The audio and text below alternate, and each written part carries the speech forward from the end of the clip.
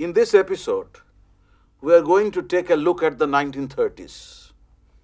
This was a very critical period in Indian history, partly because of the emergence of new ideological trends. You are all familiar with what happened in the 1920s. It was a period of massive popular upsurge against imperialism. Civil disobedience movement at the early part of the 1930s also gave you a sense of the kind of ambiguities and the constraints within which the Congress leadership actually worked. The 1930s was important because from now on we see a very distinct left-wing factor, left mobilization, radical socialist vision permeating in Indian political life. This had something to do with the emergence of the Soviet Union, the successful implementation of the planning system by the Soviet leadership, which actually created a new vision before the political leadership, not just in India, but in other parts of the world as well. People began to look forward to a different kind of egalitarian world. This particular trend and the new ideological trends that I'm talking about had a very significant communist influence. The emergence of the Communist Party during the late 1920s and their involvement in different kinds of activity certainly brought about a new trend. The Congress too was not entirely immune to the impact of left-wing mobilization or these radical socialist visions. Within the Congress Socialist Party started functioning as a ginger group. So if you look at politics of this time, you see a certain engagement with these new ideological trends. So culturally or politically, the communist mobilization or the left-wing political vision provided a alternative to mainstream nationalism at one level, imparting into nationalist movement a new vision. And at the same time, if you look at political change of that time on an international scale, it was also a counterpoint to fascism. So what kind of impact was it making, just not in politics but also in the other spheres of life? Yeah, of course. I mean, that is a very important question because these new ideological trends did not remain limited to political life. I mean, certainly political organizations like the Congress began to be affected by these new trends. The congressmen had to engage with these new ideas. You have the communists emerging as an important factor, although not on the scale the Congress was, but still you can see the presence of them. In cultural life as well, you can see the impact. You can see the emergence of a kind of alternative cultural sphere as well. Prem Chand, for example. Prem Chand was inspired to a large extent by Gandhian mobilization. But then from the late 1920s, he had emerged as a bitter critic of capitalism, talking about a socialist transformation. He was a great admirer of Soviet Union, the new experiment in Soviet Union. You can see similar kinds of evocations in many Urdu writers of that time as well. But one of the more remarkable examples of how the Soviet Union had been able to make a very deep impression on intellectual minds was Tagore himself. He went to Soviet Union and on his return wrote that famous piece called Russia Chithi, or Letters from Russia, in which he expressed his admiration for the manner in which a new kind of society was being built in the Soviet Union by eliminating inequality, poverty, to give human beings their humanity. That is the kind of word that Tagore had used. So these are very important examples, Prem Chand on the one hand or Tagore in Bengal, of how great writers were engaging with such kinds of new ideological trends. But there were groups of literary figures who are actually creating their own alternative culture. Porichoy Goshti, for example, the Porichoy group, for example, in Calcutta, in which you have a radically inclined or men with communist beliefs, men with socialist beliefs. They were admirers of Tagore as well, but at the same time, they were trying to respond to these new ideological trends. You have historians like Sushobhan Sarkar, you have literary figures like Hirendranath Dutta. They were meeting and they were discussing among themselves the Marxism, socialist ideas, and trying to project before the public through this journal an alternative vision. You have similar such developments elsewhere too, where you can see groups of intellectuals trying to create the foundation of a different kind of culture, an alternative culture, imbibing socialist visions, engaging with these new ideological trends. For example, around the middle of the 1930s, you have a group of Urdu writers forming the Progressive Writers Union, the Progressive Writers Group. So all these trends would eventually climax in the 1940s with the formation of the Indian People's Theatre. Now, whether it was Progressive Writers Union or People's Theatre, the main accent of these intellectuals was on creation of a culture which would be able to respond more creatively to the demands and needs of the people. That, I think, is a very important ideological change, because intellectuals were now feeling a certain urgency to go to the people and talk about their needs, talk about their problems, making people aware through their writings and cultural activity the need to create an alternative society. So it is not as if that it remained merely limited to the political sphere. It began to affect other spheres as well, in the intellectual culture particularly. But politics certainly was important, and you see the kind of impact that these new ideological visions would make on political life. I was mentioning the Congress. The Congress itself started admitting people who had a different kind of vision, who were not always agreeing with the Gandhian idea that all the classes in the society would come together and cooperate with each other. Dange's idea that Gandhi had a responsibility, following Lenin, to telescope the two revolutions. You start a political revolution, and that is just the entry point to achieve a far more significant transformation in society by undertaking a kind of a social revolution. The point that Dange was making in the early part of the 1920s, some congressmen felt that the time had come for them to embark on a different kind of political line by espousing the demands, needs of the ordinary folks, just in the same way as intellectuals were moving in a different direction, without limiting themselves to the urban life or to the urban sphere. They were actually thinking of their contribution to the creation of an alternative ideological vision. So that is where you see a very important contribution of these new trends, ideological trends. Sir, Yes? in India, there was a tradition of revolutionary activities. So, to what extent these new trends affected these revolutionary activities? Yeah, but of course that is, in fact, it happened. We know from the works of scholars like David Loshe, for example, who wrote about the Bengal revolutionaries during the 1930s, that was the last phase of the revolutionary movement, how they were actually attracted to Marxism through their exposure to communist and Marxist literature during their internment. So many of them who had joined the revolutionary movement and at times were deeply religious-minded people, they went through all those religious rituals and ceremonies which had been features of the revolutionary movement in the early stage, were becoming atheists and were being attracted to Marxism. You take the example of Bhagat Singh, for example, that Hindustan Socialist Republican Army, which became active during the 1920s in parts of northern India. Bhagat Singh was an atheist, and Bhagat Singh actually expressed in clear terms his commitment to socialist ideals. One of his followers, Ajay Ghosh, who was with the Hindustan Socialist Republican Army, became one of the leading figures of the Communist Party of India. Ganesh Ghosh in Bengal, for example, who became a very important provincial communist leader in Bengal, started as a Chittagong revolutionary.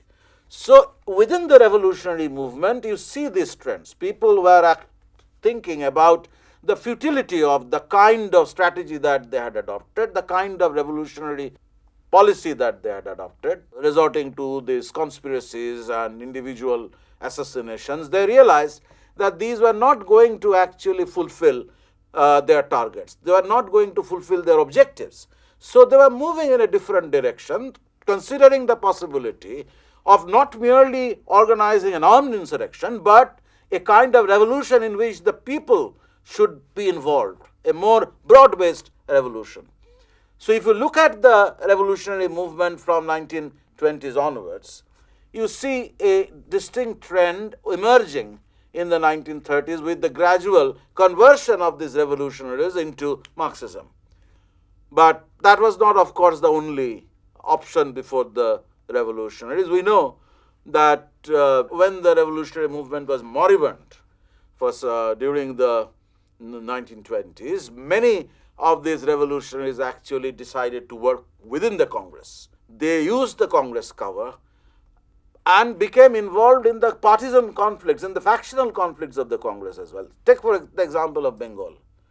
One group, Jugantar group, supporting Subhash Chandra Bose, and the Anushilan group supporting the Gandhian leader like James N. Gupta, who was Subhash Bose's rival. Now, the new vision actually provided an alternative to the revolutionaries. They had formed the revolt groups who were not happy with the manner in which their leaders were actually becoming involved in Congress in fighting. They wanted a greater initiative. They wanted more assertive action. And one of the consequences of this was that last phase of revolutionary movement in Bengal, where you see a man like Surya Sen, a congressman, who was involved or who was participating at the same time in the SALT movement and then going to organizing a raid on the Chittagong Armory, creating a revolutionary thrust in the region. So you have such examples, you have that last sting of the revolutionary movement. But what is important, to which actually I was trying to draw attention by way of responding to a question, these people realized that this path of individual assassination, this mere armed insurrection, was not going to yield the results that they desired. So there was certainly an important change in their mentality, which comes as a consequence of their greater exposure to the Marxist literature.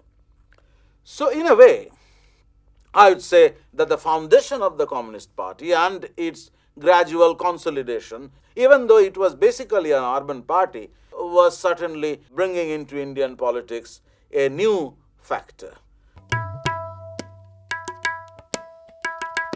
The Communist Party, as you know, was formed first in Tashkent by a former revolutionary, Manabendranath Roy, who was involved in Baghajuddin's attempt to start an insurrection in Bengal. Once that particular plot collapsed, he went to the United States first and then came to Russia, formed the Communist Party at Tashkent with the support of the Soviet authorities.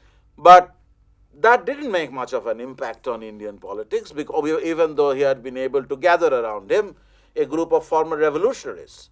But once the Communist Party was formed, around the middle of the decade, it began to infiltrate, it began to influence the labor movement. So the labor mobilization of the time had registered a very deep communist influence, and they were willing to work with the congressmen with radical visions. In the middle of the 1930s, they were willing to work with the Congress socialists. You have a number of labor strikes in the railways, in the cotton textile mills, in Calcutta, in the jute mills, jute belt of Calcutta, in Bombay, in the textile mills, in certain parts of southern India as well, where we find communists participating very significantly in the labor movement, organizing them, giving them leadership. These were urban intellectuals, many of them. They were actually trying to lead the workers and mobilizing them. Girni Kamgar Union, that was one of the leading unions in Bombay and exerting considerable influence among the textile workers of Bombay, was led by men like Dange. So these were the people who were becoming significant actors in the labor movement. Their strategy can be easily explained that they wanted to create their base among the workers to be able to unleash or to be able to initiate the process of the proletarian revolution. But the problem with them was that in order to make an impact on Indian politics, they had to establish or they had to maintain a degree of cordial or degree of working relationship with other political groups, especially the Congress. So you look at the middle of the 1920s till the end of the 1920s, you can see them working together on the labor front. But towards the close of the decade, because these Communist Party of India had to go by the directives of the Communist International, the apex body controlled by the Soviet Union. So they sent out a directive to follow a kind of sectarian line, to maintain distance from the mainstream national bourgeois movement. So that was a period when they disaffiliated themselves from All India Trade Union Congress, which passed into the hands of the Congress leadership. But then they returned again to the mainstream around the middle of the 1930s, to drift again in the early part of the 1940s when the need for fighting a people's war, I mean, that whole people's war controversy in the early part of the 1940s made some of the Indian communists somewhat indifferent to the last phase of mass mobilization by the Congress. But not all of them, of course. There were many complexities to which we return later. But the point is that the communists coming to the mainstream, then drifting from it, it became a very important weakness for them. But as far as the 1930s was concerned, we see them coming back to the mainstream once again around the middle of the 1930s. Once there was a directive that the time had come for the communists to work out a popular front, a kind of united front with liberals, with national bourgeois parties, in order to fight fascism.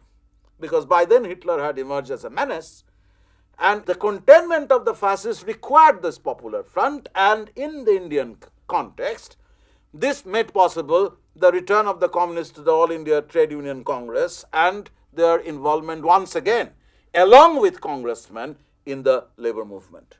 So you see the emerging labor movement in the later part of the 1920s, a significant communist involvement.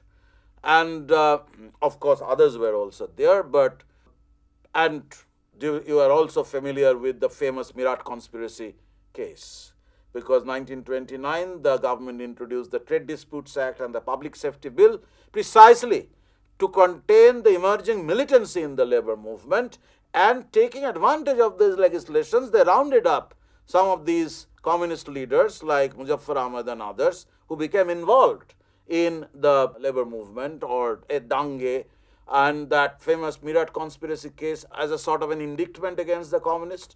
But that gave the communists a kind of publicity that they had never received earlier. They were an urban group basically. You have Muzaffar Ahmed and his friend Nazrul Islam starting the journals like Langol and Gonobani. You have the journal Kirti established by Santokh Singh with his Sohan Singh Jose, and others were involved. There were splinter groups being formed, workers and peasant parties in Bengal by Muzaffar Ahmed. You have the Kirti Kisan Party in Punjab, led by Sohan Singh Jose. You have all these splinter political groups which were linked with the communists, which derived sustenance from the labor movement.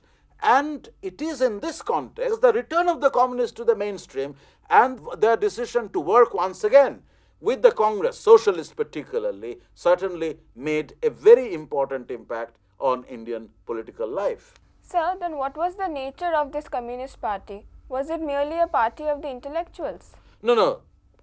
That's precisely the point that I was making. If you look at the initial stage, these were intellectuals. Some of them worked within the Congress.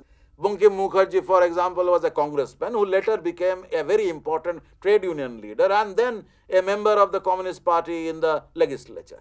So you have such examples of people affiliated with the Congress who became disillusioned with the Congress or became disillusioned with the early phase of the revolutionary movement and moved in a different direction. intellectuals. I was talking about the many intellectual groups who constituted a very important element in the cultural movement.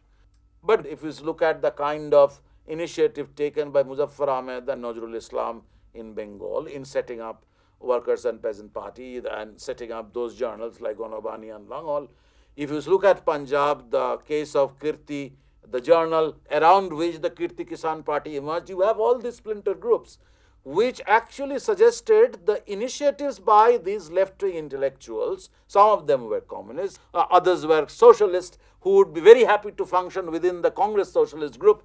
Namboodiripad, for example, was a Congress socialist, but later on he moved in towards the communists. So you have all these people who wanted to create an alternative political mobilization, a different kind of political initiative where the national movement required to be blended with radical vision of social transformation.